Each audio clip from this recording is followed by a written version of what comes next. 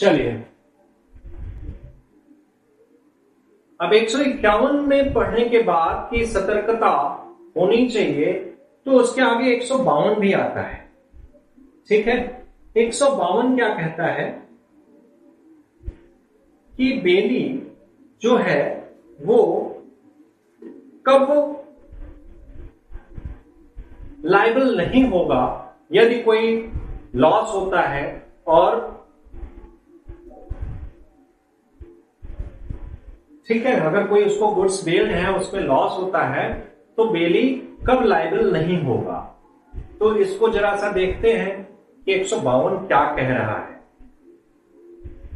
152 कह रहा है bailee when not liable for loss etcetera of thing bailed, the bailee in the absence of any special contract is not responsible for the loss, destruction और deterioration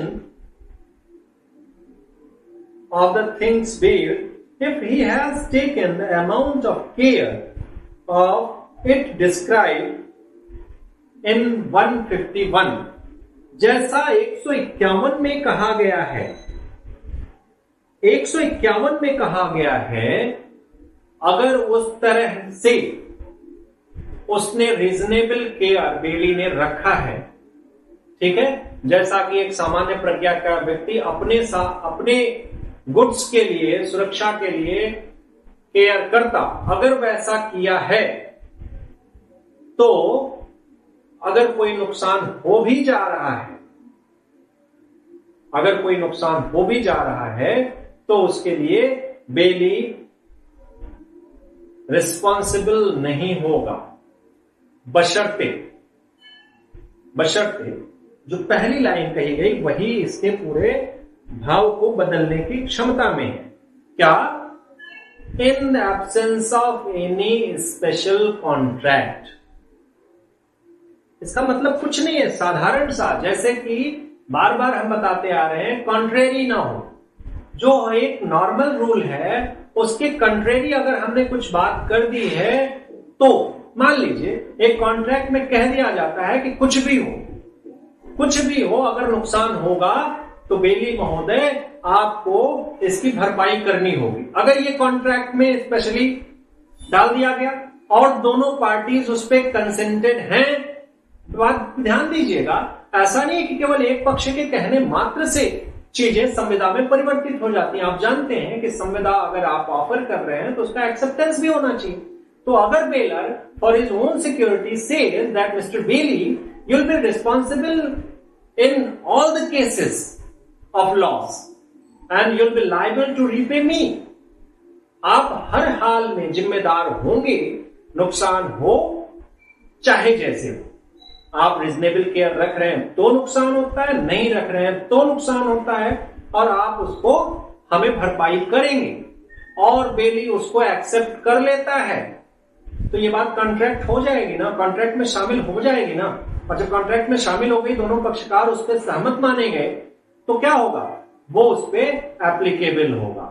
तो ये है कि special contract अगर नहीं है तो, अगर नहीं है तो क्या, 151 में अगर रिजनेबल केयर रखा है बेली ने तो वो फ्री हो जाएगा नुकसान होने पे। अगर ऐसा नहीं है, उसने ओढ़ ली कोई चादर रिस्पॉन्सिबिलिटी की, तो ठीक है मरो, इसने मना किया मरो। शांतिलाल वर्सेस ताराचंद। अब एक बात और देखिए, एक बात और देखने की चीज है कि सावधानी का जो लेवल है ना, एक रिजनेबल केयर आपने कह तो दिया, लेकिन वो मतलब एक कोई थंब रूल नहीं है, कस्टर्ड रूल नहीं है कि नहीं ऐसा ही ऐसा, वो परिस्थितियों पर निर्भर करेगा। सामान की, जो मैंने बताया ना, परिस्थितियां क्या होगी, सामान की क्वालिटी क्या होगी, पेरिशेबल नेचर है तो उसके तरह से अलग आप केयर करोगे, ड्यूरेबल है अलग केयर करोगे, कम ध्यान देने वाली, मतलब इट डिपेंड्स। तो कुल मिला के कि सावधानी का जो लेवल है वो आपके डिपेंड करता है सर्कमस्टांसेस पे, माल के जो गुड्स बेल्ड हैं उसकी क्वालिटी क्या है, कैसे, इन सब पे आप ध्यान देते हुए,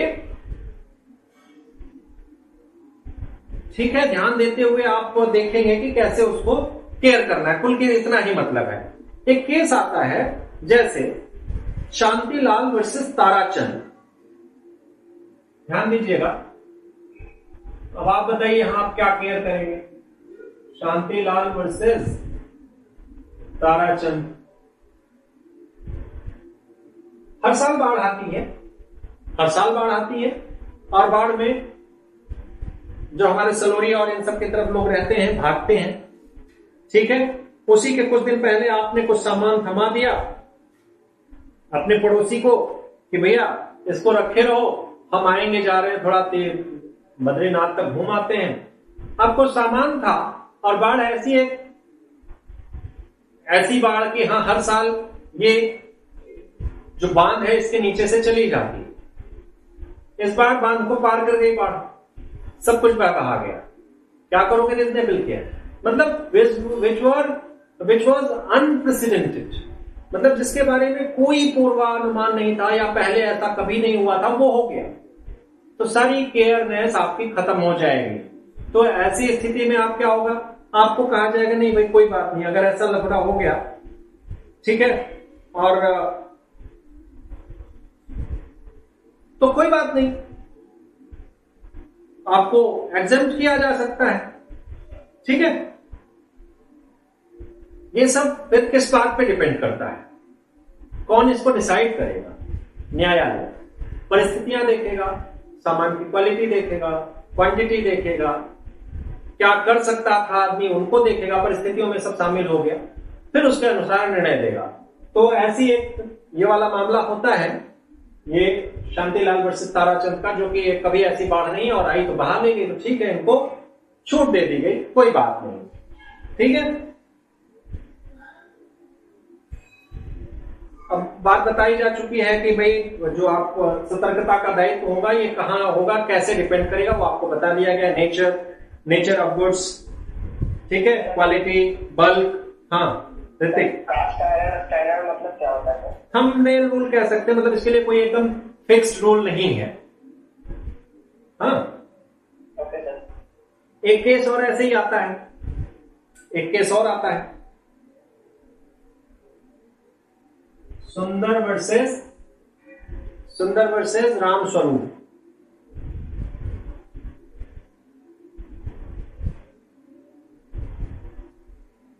हम गए अफगानिस्तान, चले गए और एक दुकान खोल ली, ठीक है, और कमाई ठीक ठाक हो जाती है, ऐसी लालच में गए। पता चला कि वहां पे एक हमने लिया गोमती समझते हो ना, एक दुकान लकड़ी की किराए पे ली, कहीं फुटपाथ पे लगा के बैठ गए, और दूसरे दिन तालिबानी आ धमके काबुल में। अब वो देखे अच्छा ये हिंदू है, उनको तो मुसलमानों से भी कोई मतलब नहीं है फिलहाल, इसको तो जरूर मारो। हम देखे भाई एक छप्पन लेके आ रहे, हम तो भागे अपनी जान बचा के। अब ये क्या था, गुड्स बेल्ड थी, जो शॉप थी लकड़ी की, ये गुड्स बेल्ड थी, और उन्होंने उसको तोड़ फोड़ के आपके हवाले कर दिया। मैं क्या रीजनेबल केयर करता, मेरे पास जो कुछ सामान था मैं लड़ने चला जाता, अरे जान बचाओ। तो ये परिस्थितियां हो, परिस्थितियों में आप क्या कर सकते हो। तो ये कुछ ऐसा ही मामला है कि कोई दंगा होता है, रायट होता है, और उसमें ये लकड़ी की दुकान जो इन्होंने ली हुई है और वो जला दी जाती है, कोई बात नहीं, जाओ जल गई। अब न्यायालय का काम है कि वो न्याय करे तो दूसरे के ऊपर अन्याय न होने पाए, ये ध्यान देना उसका काम होता है। तो सुंदर वर्सेस राम स्वरूप में यही होता है कि लकड़ी जला दी गई अगर दुकान, ठीक है, उसको बेचारे को छोड़ दो, ठीक। लॉस बाय थेफ्ट एक बात अगर होती है, ठीक, अगर मान लीजिए आप कहीं जा रहे हैं, कहीं पे ठहरे हुए हैं, किसी होटल में ठहरे हुए हैं, उस होटल में आप किराया देते हैं और अपना सामान आप सुरक्षित समझते हैं, नहीं तो आप स्टेशन पे ही ना रुक जाएं। सामान अगर वहां भी चोरी होना है, यहां भी चोरी होना है, तो आप कहीं भी रुक सकते हैं, सड़क पे सामान रख के, थोड़ा सुरक्षा चाहिए। तो जब आप होटल में गए और वहां पे आपका सामान चोरी हो गया, तो होटेलियर जो है वो रिस्पॉन्सिबल होगा कि नहीं होगा? होना चाहिए, बिल्कुल होना चाहिए, क्योंकि उसकी जिम्मेदारी होती है कि नेग्लिजेंस उसके पार्ट से ना होने पाए। ऐसे लोगों को रख के, ऐसी जिम्मेदारी जो है वो उठाने से पहले अपने आपको वो चीजों के लिए परफेक्ट रखे। और अगर ऐसी कोई चोरी होती है तो जिम्मेदार होगा। तो आप कह सकते हैं लॉस बाय थेफ्ट। इसमें आता है Jain and sons versus Cameron. Jain and sons versus Cameron, ये वही है, होटल में जाकर रुकते हैं, सामान चोरी हो जाता है, होटलियर जो है उसको रिस्पॉन्सिबल ठहराया जाता है, कुछ खास नहीं। मतलब अब कुल जो मामला आ गया, नेग्लिजेंस ना हो भाई, अपने पार्ट से केयर करो। अब केयर है, आप चोर थोड़े चार उचक्के रख लो बेटर, वो हर आदमी का सामान ही चुराते रहे, तब तो हो गया आपकी तो मतलब किराए से ज्यादा उधर से कमाई हो जाएगी। अब देखिए एक बात और आती है कि अब इसमें बर्डन ऑफ प्रूफ किस पे आता है, मतलब साबित करने का भार किस पे होगा। अरे ठीक है, हमने तो आरोप लगा दिया, हम एज अ बेलर आप पे आरोप लगा देते हैं कि हमारा सामान चोरी हुआ, आप जिम्मेदार हो। अब ये आपकी जिम्मेदारी कि आप अपने को साबित करो कि नहीं, हमारी ओर से on my part there was no negligence. तो किस पे जाएगा ये जाएगा ऑन द बेली। अब ये बेली कहे, बेलर ने कह दिया हमने हमारा सामान नुकसान हो गया, तो बेली बताया नहीं भैया नुकसान तो हुआ, लेकिन मैंने अपनी तरफ से पूरी सतर्कता बरती थी। ठीक है, मैंने अपनी पूरी सतर्कता बरती थी और अब तुम्हें नुकसान हो गया तो मैं क्या करूं। ठीक है, तो यहां तक बात मुझे लगता है कि आपके समझ में आ गई होगी। मान लीजिए आपका सामान है, आप बेली हैं और आपके सामान के साथ ही वो सामान भी रखा है जो आपको बेल किया गया है। ठीक, goods bail are kept with your own goods. आपका सामान चोरी होता है, आपका सामान नुकसान होता है, साथ ही साथ जो गुड्स बेल्ड है वो भी नुकसान हो जाता है। तो क्या होगा, प्रिजम्पशन क्या होगा? प्रिजम्पशन ये होगा कि ठीक है, अगर आपका माल एक जगह सेम प्लेस से खोया है, सेम प्लेस से नुकसान हुआ है, चोरी हुआ है, तो और वहीं पे दूसरे का माल रखा था वो भी गया, तो इसका मतलब जितना केयर आप अपने सामान के, वही 151 का मामला आ जाता है कि अपने सामान के लिए जितना आप केयर कर रहे थे उतना ही उसके लिए भी आप केयरिंग थे। तो मान लिया जाएगा कि आप ठीक है, आपने उचित सतर्कता बरती है, लेकिन एक बात जान लीजिए, ये ही केवल डिसाइडिंग फैक्टर नहीं होगा। आप एज अ बेली हैं तो आपके फेवर में रिजल्ट रहे, मतलब आप सिर्फ इस बात को कह के, इस बात को दिखा के चाहेंगे कि नहीं मैं मुक्त हो ही जाऊंगा, तो ये जरूरी नहीं है, ये जरूरी नहीं। और भी फैक्टर्स चेक किए जाएंगे भाई, हो सकता है, क्योंकि हो सकता है कि आप कुछ गेम करे हो, अपना भी जाए वो भी जाए, बैक डोर से आपके पास सब वापस आ जाए, तो माना जाएगा, लेकिन ये डिसाइडिंग फैक्टर नहीं होगा, ध्यान दीजिएगा। ठीक है, यहां पे 151 152 खत्म होता है।